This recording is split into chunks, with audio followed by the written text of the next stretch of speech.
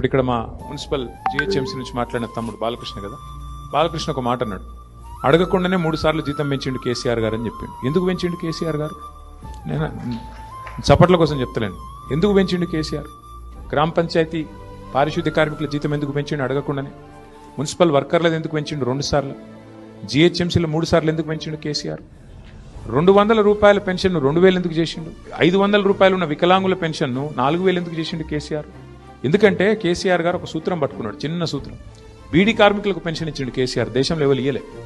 కమ్యూనిస్టులు రాష్ట్రం నడిపిన రాష్ట్రాల్లో కూడా, రాజ్యం నడిపిన రాష్ట్రాల్లో కూడా బీడీ కార్మికులకు పెన్షన్ ఇయ్యలే, ఒక కేసీఆర్ గారే ఇచ్చిండు. ఎందుకు ఇచ్చిండు? ఎందుకంటే కేసీఆర్ గారు ఒక చిన్న సూత్రం పట్టుకున్నాడు.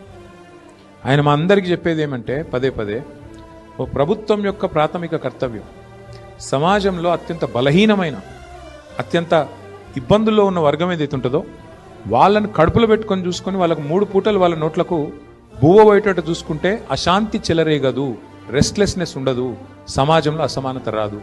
ఆ ఉద్దేశంతోనే ముసలోళ్ళకు 2000 పెన్షన్ ఇస్తే ఏమొచ్చింది అంటే, ఆ అవ్వ దగ్గరకో తాత దగ్గరకో మన్మడో మన్మరాలో వచ్చి, అవ్వ నాకు బిస్కెట్ కూడా కొనుక్కుంటా ఇస్తావా, లేదా చాక్లెట్ కొనుక్కుంటా ఇస్తావా అంటే 10 రూపాయలు పెట్టే ధైర్యం వచ్చింది. ఆ అవ్వ మీద గౌరవం పెరుగుతుంది, ఆ మానవీయ సంబంధం పెరుగుతుంది. ఎందుకు చెప్తున్నా అంటే, ప్రభుత్వానికి ఆ మానవీయ కోణం పోతే కొంతమంది పెద్దలు మాట్లాడతారు, రేవడీ కల్చర్ మంచిది కాదు. ఏంటిది రేవడీ కల్చర్ అంటే? అంటే ఫ్రీగా ఏది ఇవ్వద్దు, అనుచితం, ఉచితాలు మంచిది కాదని మాట్లాడతారు. మళ్ళీ వాళ్ళే అవసరం పడ్డప్పుడు ఎలక్షన్లో గెలిచేందుకు మాత్రం 1,21,00,000 మందికి ఎలక్షన్కు 4 రోజుల ముందు 10,000 రూపాయలు మహిళల ఖాతాలు వేసారు మన బీహార్లో. అంటే ఏ ఎండకా గొడుగు, అవసరం పడితే ఒక తీరుగా, అవసరం లేకపోతే ఇంకో తీరుగా.